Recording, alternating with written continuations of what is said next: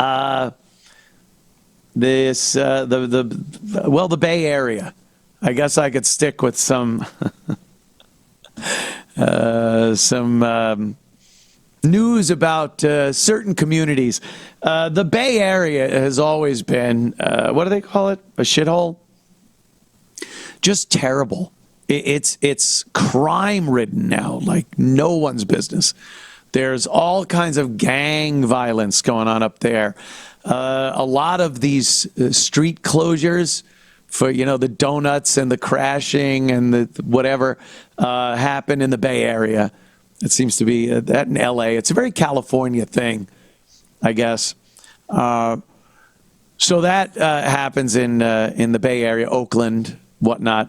Well, here's a part of the Bay Area that has, gone back in time. They've hearkened back to a simpler time. Look at that. What do you see there? I see a big stop sign, but it's on a pole. It's not on the side of the street where most stop signs are. Why would you hang a stop sign over the road? If it's that important and that big an intersection where it has to be seen, you'd think there'd be what?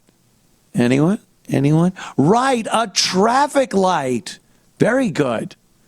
A traffic light there. What possible reason would there be to not have a traffic light there and to have a stop sign? Oh, what? Oh, wait, I'm getting this just in. There was a traffic light there. There was.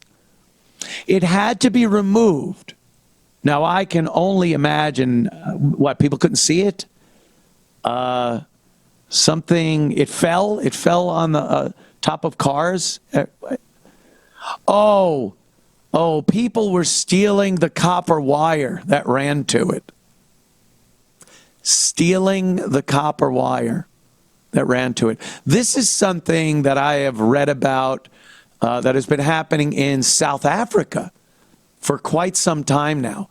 When apartheid ended and the white minority was relieved of their duties of governing South Africa and taking care of things like the infrastructure and whatnot, the infrastructure began to immediately break down.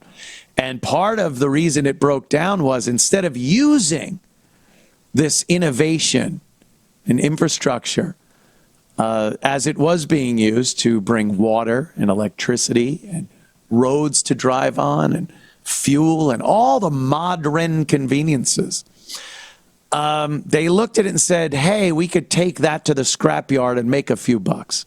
So they just started disassembling the infrastructure and scrapping it. And, I guess you could argue the who's, how's, and why's of something. But I would like to say I never thought I'd see it in the U.S. But there you go. They were stealing the wires. Play that story. It's quite entertaining. Drive on the busy East 12th Street, you'll come to this high-hanging stop sign above the road. Neighbors say city workers replaced the traffic lights with four-way stop signs in the last week. It's just telling us that the city is giving up on us. Courtesy of Google Earth, this was how the intersection looked before. But neighbors say those lights haven't worked in months. They were either blinking red or completely out. This is a brand new solution to a problem that's taken many forms here. Mason Young lives near the intersection. He believes the stop signs are better than non-working traffic lights, which he blamed for this crash that sent a truck into the fence of a repair shop. We got to stop just putting Band-Aids on things, although, a Band-Aid's better than bleeding out. The city did try to fix the traffic light at least a few times. But once they fix it, normally within a week or so, it will go out again. Tamley owns the corner auto repair shop. Been here for over 25 years. 25 years. Blame the problem on repeated copper thefts. Also, they point out homeless people are stealing power from city electrical boxes. As you can see, someone is running a wire from this box to an RV. A city spokesman says they try to put heavy cement blocks on top of the boxes, but people just drag them out. The city says when people illegally connected cables to the boxes, they knocked out the traffic lights. If you really want to fix the stop sign, I think you really have to clean up this homeless homeless encampment. Who's this Easier crazy said than guy? done. The encampment stretches about 3 blocks on East 12th Street. The city tried to clear it out for the past 5 years, but it keeps coming back and gets bigger. Many business already closed down on East 12, and I don't know how long we're gonna be here, because once they move to outside of the sidewalk, we will be gone. 25 years, poor Tam has been conducting his business there. And 2024 is when, things go south for him and his business. When the homeless tents and motor homes and villages, these tent cities, start encroaching on that side of the street where his business is, and he knows the city is doing nothing about it. There's a guy that I can only imagine probably puts in 20 hours a day. 20 hours a day at work. Guy's probably got an insane work ethic.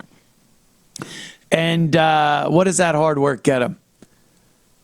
Does the taxes that he pays go to a city that is doing things in his best interest?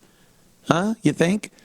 You think the people in government there are listening to Tam and others in that neighborhood that are shelling out money in taxes and going, hey, please, can you do something? You got to get rid of these homeless camps on the sides of the road.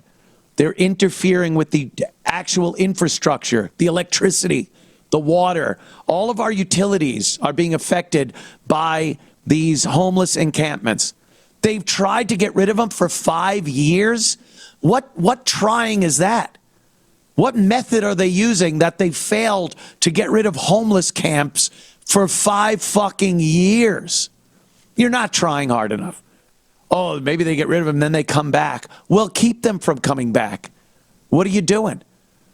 And that's how they solve a problem? By stepping back in time? By just forsaking innovation of the future, the stoplight, the traffic light. Well, we can't have that because they keep fucking it up. So let's just go back to a stop sign instead of actually dealing with the problem at hand here. There's a way to actually deal with the problem. Clean up the homeless camps, put more police in the area, prosecute people that are committing crimes, and maintain the infrastructure for poor Tam so he can conduct his business and not have to leave after 25 fucking years. Oh, they just won't do anything for the working American. They will not do shit. They want your money. They will take your taxes, and if you don't hand it over to them with a smile, you're going to fucking prison. And what do they do with that money? Make your life a little easier by keeping the most basic and simple of things that the government is supposed to supply to the people, keeping those up and running? No. Yeah, we'll throw a stop sign up there, Tam. Good luck. Good luck to you. Hopefully a car doesn't come barreling in and run you and your whole family, well, I'm sure working there too, down 20 hours a day. No, they won't do anything. California, man, and that Bay Area, San Francisco, Oakland, your politicians that run these areas, we know them, Pelosi, Waters, they're what are they doing? Except making billions of dollars trading stock illegally with their insider trading. What else are they doing for the people, for their constituents in these districts that they run that have turned into complete shitholes of filth and crime?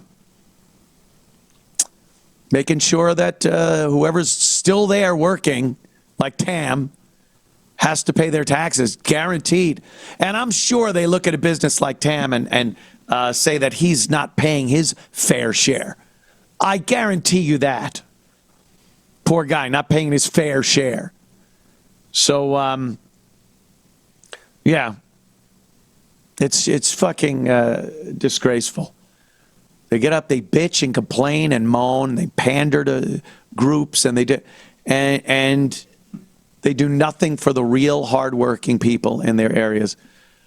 And like New York City, people are just moving out.